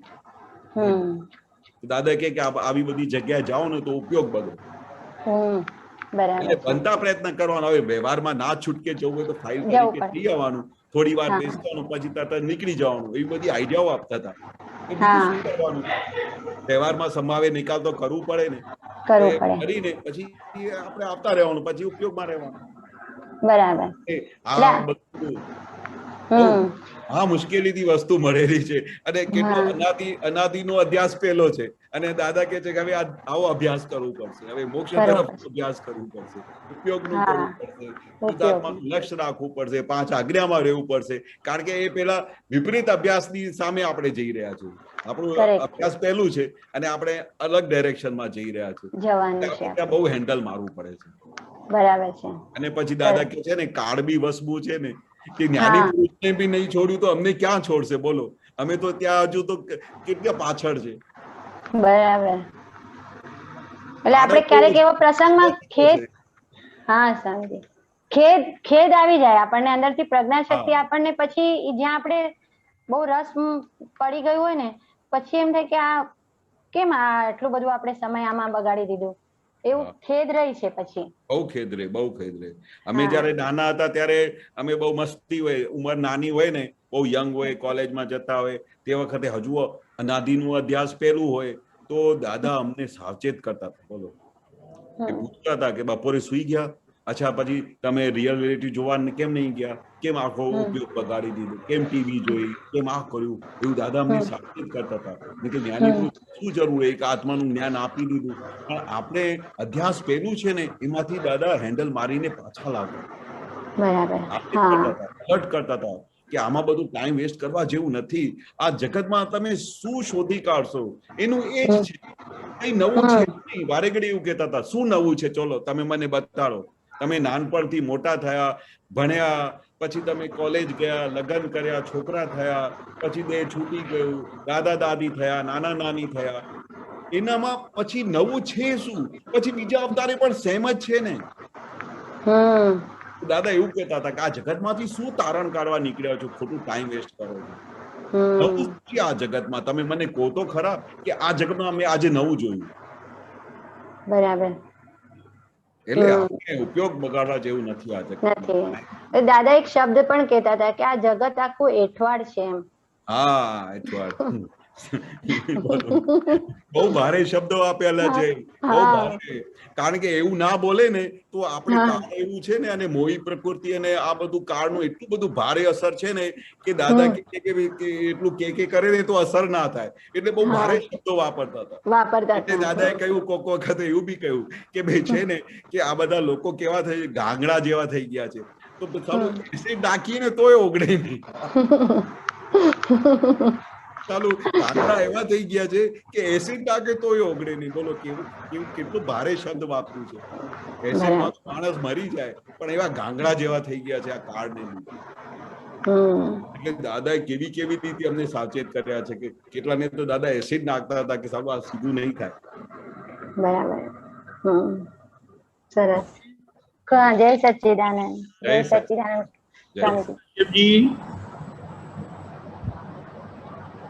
જી જય સચ્ચિદાનંદ. આપને એક દીપક આનંદજી મોકલ્યું ત્રિમંત્ર પર. કેશવાનંદજી આપ મંત્ર ના કીધું ના કે મંત્ર આ વિઘ્ન દૂર કરવા માટે છે. આ અલગ અલગ મંત્ર વિઘ્ન પણ દૂર કરવા માટે છે. નવકાર મંત્ર અને વાસુદેવ માટે મંત્ર અને શિવજી માટે મંત્ર. તો આ બરોબર છે? આ એકલા પણ કોઈ પણ મંત્ર હોય તો વિઘ્ન દૂર કરે? ના, એ દાદા ખાસ કહેતા હતા આ મંત્ર જ્યાં સુધી એકલો હતો ને ત્યાં સુધી કામ નહોતું કરતું. આ જયારે દાદાએ ભેગું કર્યું ને ત્યારે હવે બહુ સરસ કામ કરે છે, અને આ જ્ઞાની પુરુષ સિવાય કોઈ કરી શક્યા નહીં આખા બ્રહ્માંડમાં. આ દાદાએ આખું રહસ્ય જાણ્યું. નવકાર મંત્રમાં અમે બોલીએ ના કે સપાવક નાશનો, આ નવકાર મંત્ર પણ માં લખ્યા છે ને, બોલે છે ના કે આ નવકાર મંત્ર, કેવલ નવકાર મંત્ર આ સબ પાપના નાશ કરે છે. તો આ એકલા કરે છે ના? નહીં, એકલા નથી કરતા ને દાદા, એટલે તો ક્લિયર કર્યું કે મંત્ર બધા જોડે જ હતા, અમે બધાએ છૂટા કરી દીધા. એટલે છૂટા કરી દીધા એટલે તો આ બધી પરિસ્થિતિ આવી છે. એટલે તો આવી પરિસ્થિતિ આવી છે કે જ્ઞાન તરફ તો કશું વલણ જ નથી, કશું હેલ્પિંગ થતું નથી, કશું વિઘ્ન દૂર થતા નહોતા. પણ દાદાએ જયારે આ ત્રિમંત્રને ભેગા કર્યા ત્યાર પછી આ કામ કરવાનું શરૂ કર્યું. કારણ કે ઓરિજિનલી આ મંત્ર ભેગા જ હતા. અમે જ બધા લોકોએ, બધા જે ધર્મના ગુરુઓએ પોતપોતાની રીતે બધું અલગ કરી નાખ્યું. પણ પેલા ઓરિજિનલી મંત્રો આદિનાથ ભગવાનથી જોડે જ હતા. ખ્યાલ આવ્યું?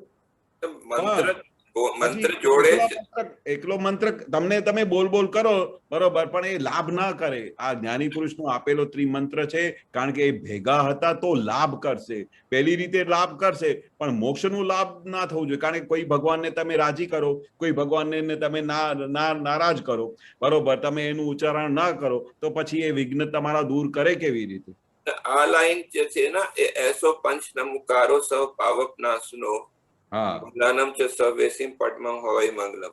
બરોબર. આ પહેલાથી આગળથી શરૂથી થયા હતા કે આપણે અલગ કરી દીધા? ના, આ 4 લાઈન આ નવકાર મંત્રની મહિમા બતાવે છે. બરોબર છે કે આમાં સર્વ પાપપણા સળો, એટલે આ બધા પાપો ભસ્મીભૂત કરનારા છે. બરોબર છે, એ રીતે તમારે મંત્રનું લાભ મળે. પણ મોક્ષનું લાભ જોઈતું હોય અને ફાઇનલ લાભ જોઈતું હોય તો આ મંત્ર ભેગા કરજો તો વધારે લાભ થશે, એવું દાદા કહેતા હતા. મેં હું એ પૂછું છું કે આ 4 લાઈન છે ને જો મંત્રની મહિમા બતાવે છે. આ મંત્રની મહિમા વાળા ભાગ આ મંત્ર છે કે મંત્ર સાથે એડ કર્યા છે? ના, મંત્ર છે. નવકાર મંત્ર બહુ આદિનાથ ભગવાનથી છે. આ મંત્ર નવકાર મંત્ર, આમાં નવકાર મંત્રમાં પહેલા 5 લાઈનમાં આ નમસ્કાર છે અલગ અલગ પદમાં. હા, અને બાકીના 4માં એની આખું રહસ્ય છે કે ભાઈ આનું શું ફળ આપે છે. હા, તો આ જો રહસ્ય વાળા ભાગ છે આ પછી એડ કર્યા કે પહેલાથી? ના ના ના, પહેલાથી જ હતા, પહેલાથી જ હતા. હા હા. તો દાદા ભગવાને ભેગા કર્યા છે ને, ઓમ નમો ભગવતે વાસુદેવાય, ઓમ નમઃ શિવાય, આ જય સચ્ચિદાનંદ, એ 3 વસ્તુ દાદા ભગવાનની પછી ભેગા થયા. જ્યારે દાદાએ આખું રહસ્ય ખોલ્યું કે ભાઈ આ મંત્ર પહેલા ભેગા હતા અને ભેગા બોલશો તો લાભ થશે, અને જ્ઞાની પુરુષના કયા પ્રમાણે તમે ચાલ્યા તો 200% લાભ થશે. કારણ કે જ્ઞાની પુરુષે આપેલું મંત્ર છે, જે આદિનાથ ભગવાને આપેલું હતું. ઓરિજિનલ દાદા કહેતા હતા કે મંત્ર જોડે જ હતા 3 પણ આપણા બધા લોકોએ એને છૂટા પાડી દીધા. તો જયારે થઈ ગયું ને કે હું જૈન છું, આ વૈષ્ણવ છે, આ શિવ છે, જયારે આ અલગ અલગ વાટા પડી ગયા ત્યાર પછી આ મંત્ર છૂટા પડી ગયા. પણ ઓરિજિનલી દાદા કહેતા હતા કે આ મંત્ર જોડે જ હતા. જોડે જ હતા, પણ આ નમસ્કાર મંત્રમાં મહિમામાં લખ્યા છે કે સૌ પ્રકારના પાપ નાશ કરે છે. હા, બરોબર. તો આ એ વખતે તીર્થંકર ભગવાનનો આપેલો મંત્ર છે આ જે નવકાર મંત્ર છે ને, અને તે વખતે તો બધું ભેગું હતું, તે વખતે આ એક જ મંત્ર હતું, બરોબર, એવું દાદા કરતા હતા. પણ એના પછી જે બધા જે આવું કઈ અલગ અલગ હતું નહીં, જૈન વૈષ્ણવ બધા એક જ ધર્મ હતું, એક જ તીર્થંકરોનું વિજ્ઞાન હતું આદિનાથ ભગવાનમાં, બરોબર. પછી આપણે બધા છૂટા કર્યા, એટલે પછી ત્યાંથી આ 3 વસ્તુ છૂટી પડી, પછી દાદાએ ફરી પાછું ભેગું કરી આપ્યું. नहीं, मैं क्या पूछ रहा हूँ इसमें कि जो ये नवकार मंत्र में महिमा में दिया हुआ है ना, ठीक है, तो इसमें जो है, इसमें अकेले नवकार मंत्र के लिए बोला है कि ये सब प्रकार के पापों को नाश करता है, ठीक है। तो ये जो है सब प्रकार के पापों को नाश करता है, तो फिर ये तो फिर इसलिए तो ये फिर लोग ने मान लिया कि ये सब प्रकार के नाश को करता है, तो दूसरे चीज की जरूरत नहीं। और ये ऐसा भी लिखा है कि ये सबसे मंगल में मंगल है, सिर्फ नवकार के लिए बोला है, ठीक है। तो जब ये लिखा है तो फिर ये मानना स्वाभाविक नहीं? आप बताइए जो है कि दूसरा कोई चीज के मंत्र की जरूरत नहीं है। मैं क्या बोलता हूँ कि एक बात को समझो कि ये मंत्र जो पहले था जिसमें नमो भगवते वासुदेवाय ओम नमः शिवाय नहीं था, बरोबर, तभी भी उस मंत्र जो आदिनाथ भगवान ने दिया था उसमें सब पाप दूर होते थे। वो काल अलग था, उस समय ये अलग फाटे नहीं पड़े हुए थे, उसमें कुछ अलग अलग नहीं था। तो उसका मंत्र, ये मंत्र तो उसको सब पाप वो विनाश करता ही है, विघ्न दूर करता ही है, पर वो बोलने से पूरा लाभ नहीं मिलता है, क्योंकि वो बाकी के भगवंतों को नमस्कार नहीं पहुंचता है, तो वो जो लाभ होना चाहिए वैसे नहीं होता है। इसलिए दादा ने बोला अभी आपको फुल फायदा चाहिए कि 25% 50% फायदा चाहिए, 100% फायदा चाहिए तो तीनों साथ में बोलना। आप ये कह रहे हैं ये तीनों जो है त्रिकाल के लिए जो है सही है, और वो जो है उस काल के लिए जो है सही था, या विशेष परिस्थिति के लिए। जैसे दादाजी एक और चीज बताते थे कि ये मैंने पढ़ा है कि वो कि नवकार मंत्र सिर्फ सन्यासियों के लिए है, जो ऐसे खाली अकेला जो है ऐसा भी मैंने पढ़ा है या सुना भी है। तो वो मतलब आप ये बोल रहे हैं कि विशेष काल या परिस्थिति के लिए अकेला नवकार मंत्र काम कर सकता है, लेकिन वो मतलब त्रिकाल के लिए और सभी परिस्थितियों के लिए, सभी के लिए जो लाभकारी है वो तीनों का जो जोड़ है, ऐसा आप बोलना चाहते हैं? हाँ, अभी जो जॉइंट है वो बहुत हजारों सालों तक अब चलेगा, क्योंकि दादा का जैसे विज्ञान हजारों सालों तक चलेगा, तब तक ये जो त्रिमंत्र भी साथ में ही चलेगा, क्योंकि उसका रहस्य और मीनिंग सबको समझ में आ गया कि भाई हमको 100% फायदा चाहिए। ज्ञानी पुरुष के वचन वर्ष से हमको पूरा विज्ञान समझ में आया, तो कोई भी लाभ 100% लेगा कि 50% लेगा, वो सभी टाइम के लिए, सभी परिस्थिति के लिए एप्लीकेबल है, ऐसा एप्लीकेबल था। वहां पर टाइम अलग था, काल अलग था, तीर्थंकरों की हाजिरी थी, सब 24 तीर्थंकर हो गए, उस समय यही मंत्र चलता था। समझ में। धन्यवाद। जय सच्चिदानंद। सुरेश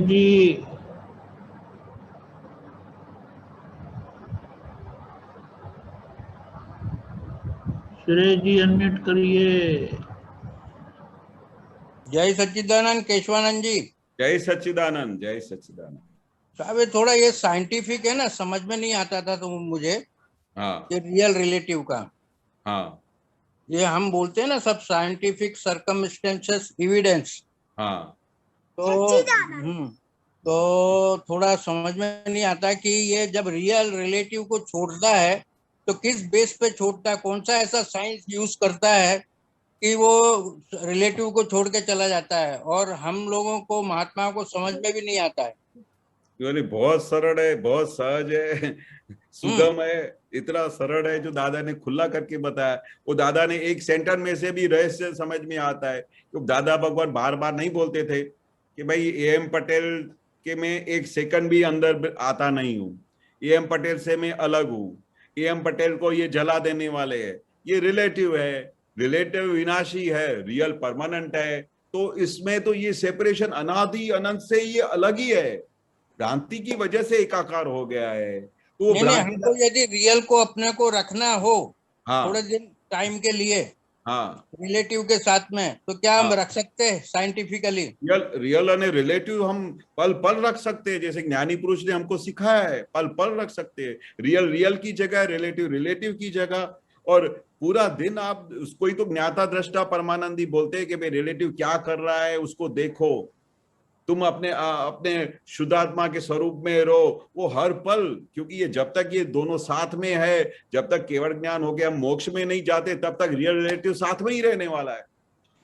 नहीं, मगर ये कौन सा ऐसा साइंस है, साइंटिफिक ऐसा फार्मूला है कि रिलेटिव को बन बताए रियल चला जाता है सब? वो तो ज्ञानी पुरुष के सिवा ये कोई डिमार्केशन ऑफ लाइन कोई कर ही नहीं सकता है। उन्होंने करके दिया ना, एकदम बड़ा हथौड़ा मार दिया ना। आप विज्ञान का मालूम नहीं पड़ता नहीं, कब महात्माओं से निकल जाता है और कौन से साइंटिफिक फार्मूला से जाता है, पता ही नहीं पड़ता है कि रियल कब चला गया। नहीं, वो पता लगाने की जरूरत ही नहीं है। वो ज्यादा बोलता है कि ये जो आपको देखना हो वो तो केवल ज्ञान जब तक नहीं होगा ना तब दिखाई नहीं देगा ना, हमको ही नहीं दिखाई देता है कि ये कैसे चला जाता है, कैसे वापस। केवल ज्ञान तो ये पृथ्वी पे होने वाला नहीं है सब, नहीं होगा ना। एक दो अपने को महाविद्य क्षेत्र में जाने का ना, यहाँ पर थोड़ी केवल ज्ञान होने वाला है। नहीं तो वो महाविद्य क्षेत्र में केवल ज्ञान होता है ना सब। हाँ, तो वहां पर तो जाने का ही है ना। हम सब महात्माओं को दादा ने क्या बोला कि मैं आपका वहां पर जाके इंतजार करूंगा, मैंने आपको वीजा दे दिया है। माने वहां पर केवल ज्ञान के वक्त पे अपने को रियल का मालूम पड़ जाता है कि रिलेटिव को दिखाई देगा सब A to Z। ये आत्मा कहाँ जाता है, ये दादा को 356 डिग्री नहीं 360 डिग्री का ज्ञान था, वही ज्ञान हमको दिया। तो दादा को तो सब दिखाई देता, तभी तो वो एक एक चीज का एक्सप्लेन कर सकते थे। जैसे उनको सब दिखाई देता है कि कैसे आत्मा निकलता है, कैसे ये रिलेटिव और रियल कैसे भेगाकार हो गया, किस कारण से ये एकाकार हो गया, कौन सी भ्रांति से ये एकाकार हो गया। अभी दादा भगवान किस तरह से उसको ऑपरेशन करके वो भ्रांति को तोड़ते हैं और शुद्धात्मा का लक्ष्य बिठाते हैं। और वो ज्ञानी पुरुष के सिवा कोई कर ही नहीं सकता, क्योंकि वो कितने जन्मों के पापों को भस्मीभूत करते थे, तब जाके ये लक्ष्य बैठता था। आप समझे? एक बात और ध्यान में मन में आती थी कि 80 से दादा ने ये ज्ञान देना चालू किया, आज 21 चल रहा है। हाँ, माने ये 40 साल हो गए। 40 साल में जिन जिन महात्माओं को ये ज्ञान दिया वो सभी मोक्ष में गए। वो दादा ने बोला ना कि जो मेरी 5 आज्ञा में रहेगा उसको 70% भी आज्ञा का पालन करेगा तो वो एकाध अवतार में मोक्ष चला जाएगा, इतनी गारंटी दी है दादा ने। जो आज्ञा में रहा तो बाकी आज्ञा का पालन ही नहीं करेगा, भाई मुझे दादा भगवान का ज्ञान मिल गया है, उसका कुछ पुरुषार्थ ही नहीं करेगा, तो उसको भी दादा बोलते कि अगर मेरे से ज्ञान लिया होगा तो भी 15 अवतार में उसका मोक्ष हो जाएगा। पर बाकी गारंटी क्या दिया कि अगर आप 70% भी मेरी आज्ञा का पालन करोगे, वो आज्ञा के अंदर सब कुछ आ गया, सब शास्त्र का सार आ गया, पूरी समझ आ गई, तो वो पालन करने के सिवाय दादा ने दूसरा कोई रास्ता ही नहीं बताया। और वो भी साइंटिफिक बताया कि वो आपने ज्ञानी पुरुष की 5 आज्ञा का पालन किया कि वो पुण्य स्वरूप है, वो भोगने के लिए आपको एकाध अवतार लेना पड़ेगा, वो भी साइंटिफिक समझाया। बोलो, तो वो गारंटी तो देना अपने को इजी है, मगर समझना साइंटिफिक थोड़ा कठिन है साहब। नहीं, बहुत सरल सीधा है, बहुत सरल है।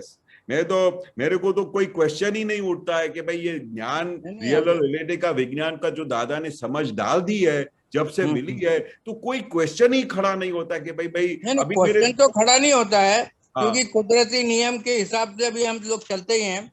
हाँ, और कुदरती रचना है बस ये, और बाकी तो कुछ नहीं है संसार में।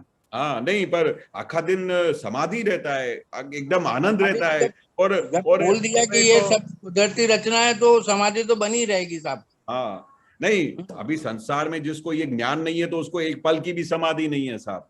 उसको तो एक पल भी बोलते हैं ना कि साला नर्क में जी रहे, ऐसा भी बोलते हैं जिसको ज्ञान समझ नहीं है। वो तो बोलते हैं कि भाई आपको ये क्या चीज मिल गई कि आप निरंतर समाधि में रहते हैं।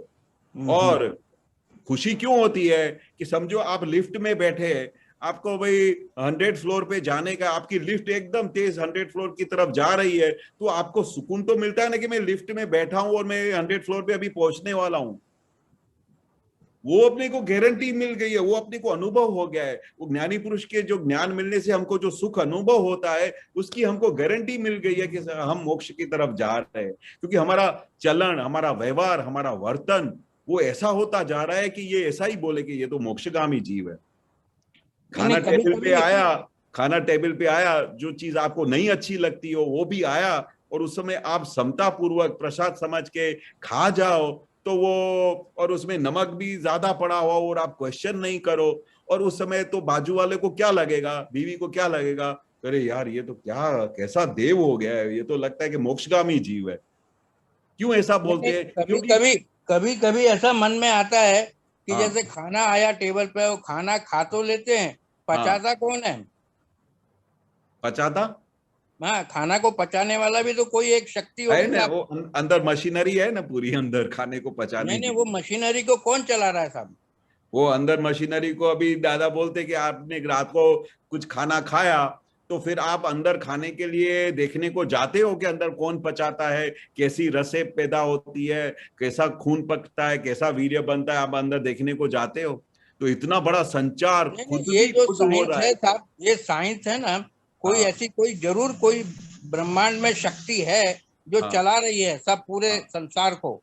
हाँ, वो तो दादा ने बताया ना, मन में ऐसा आता है साहब। हाँ, वो बहुत बड़ी शक्ति है, व्यवस्थित शक्ति दादा ने बताया ना। दादा ने बोला कि मैंने कितने भव निकाल दिए ये व्यवस्थित शक्ति के शोध में, कितने भव निकाले। अभी जब वो दादा बोलते थे तो हमको रियली ऐसा लगता था कि दादा सही बोले, ये व्यवस्थित का ज्ञान अगर समझ में आ जाए ना, तो कोई क्वेश्चन ही नहीं हो इस धरती पे, कोई क्वेश्चन नहीं हो, कोई दुविधा नहीं हो, किसी के साथ अथड़ामण नहीं हो, किसी के साथ क्वेश्चन नहीं हो, आखा दिन सहज रीते चलता रहे और सबको ऐसा लगे कि मेरे घर में तो स्वर्ग है। हर किसी को ऐसा लगे अगर ये व्यवस्थित का ज्ञान समझ में आ जाए। क्योंकि ये अवस्था व्यवस्था है ना, समझना थोड़ा मुश्किल सा लगता है कभी कभी। नहीं, वो दादा ने बहुत सरलता से सिखा दिया है।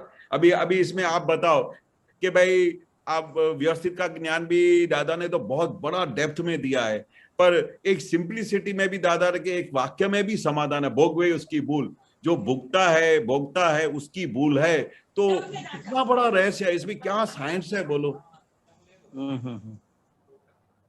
चलो साहब, जय सच्चिदानंद। जय सच्चिदानंद। जय सच्चिदानंद। સમય થયો છે, આ ત્રિમંત્ર બોલાવજો। તે પહેલા ભરતભાઈ। જય સચ્ચિદાનંદ। જય સચ્ચિદાનંદ। આજે લૌકિકમાં ફ્રેન્ડશિપ ડે છે, ફ્રેન્ડશિપ ડે ઇન્ટરનેશનલ। તો આપણા માટે દાદા ભગવાન સિવાય ટોપમાં ટોપ દોસ્ત કોઈ નથી। એના માટેનું આ એક બહુ જૂનું જ પદ છે। ભક્તિ નો મહાત્મ્ય શુદ્ધ શાસ્ત્રોક્ત છે, જગ ભાવ નિવારક આ મૂર્તિમાન દોસ્ત છે। સજીવન મૂર્તિની ભજનાથી મોક્ષ છે, દાદા સંગે અનુભવ ચોક્કસ છે। ચોક્કસ છે અહીંયા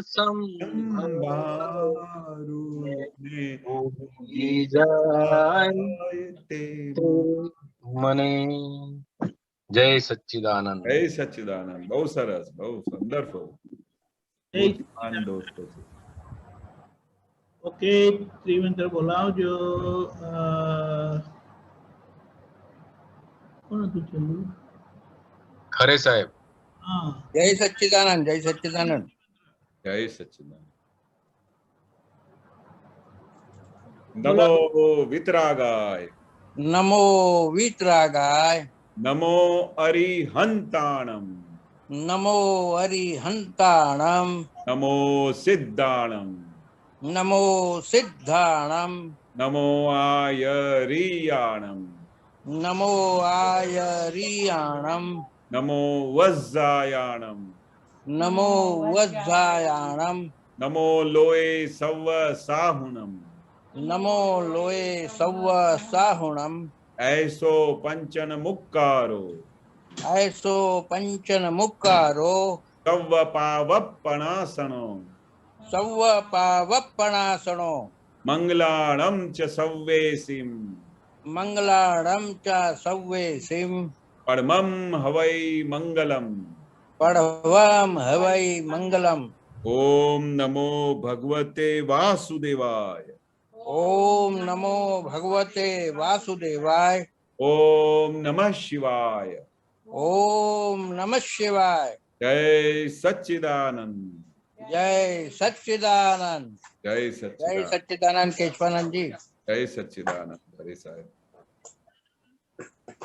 આગળનો પ્રોગ્રામ 3 વાગે હિન્દી સત્સંગ, 4:30 કવિરાજ શ્રીના પદો અને આરતી, 6:30 યુથ ફોરમ, 7:45 જુનિયર ફોરમ, રાત્રે 9 વાગે વર્લ્ડ વાઇડ સત્સંગ ને બીજો એક અનુભવ સાંભળવા જરૂરથી પધારજો. જય સચ્ચિદાનંદ. જય સચ્ચિદાનંદ. જય સચ્ચિદાનંદ સાહેબ. જય દીપકાનંદજી જય સચ્ચિદાનંદ. જય સચ્ચિદાનંદ. જય સચ્ચિદાનંદ. જય સચ્ચિદાનંદ. જય સચ્ચિદાનંદ. જય સચ્ચિદાનંદ. શિવાનંદજી જય સચ્ચિદાનંદ.